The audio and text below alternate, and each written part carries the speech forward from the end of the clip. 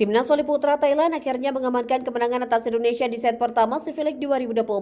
Berlaga di GOR UNY Sleman, Yogyakarta pada Minggu 28 Agustus, Thailand tampil tak terbendung dengan menumbangkan Indonesia lewat poin akhir 25-20 dan unggul dengan skor set 1-0. Pada set pertama, Farhan Halim berhasil membuka poin untuk Indonesia dengan bloknya yang rapat. Selanjutnya, Indonesia terus menambah keunggulan mereka lewat start yang begitu impresif, di mana Indonesia unggul dengan kedudukan 4-1 atas Thailand. Dalam momentum tersebut, Farhan Halim tampil mengesankan dengan 4 poin yang disumbangkannya untuk Indonesia.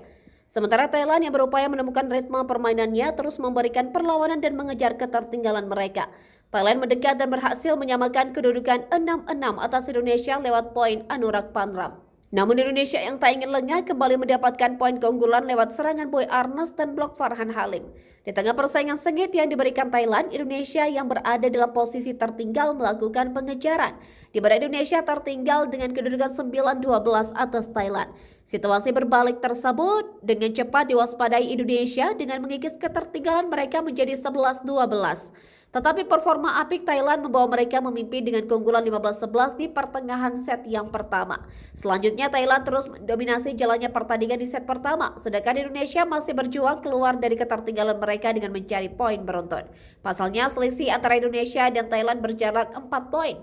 Back-to-back poin beruntun dari Farhan Halim dan memperketat selisih poin atas Thailand menjadi 16-19. Memasuki penghujung set pertama, Thailand yang tak terbendung terus menambah jarak keunggulan mereka. Unggul 22-18 atas Indonesia, Thailand semakin dekat dengan kemenangan pertama mereka. Dan set pertama berhasil diamankan Thailand dengan poin akhir 25-20 dan unggul 1-0 atas Indonesia di Civic 2024.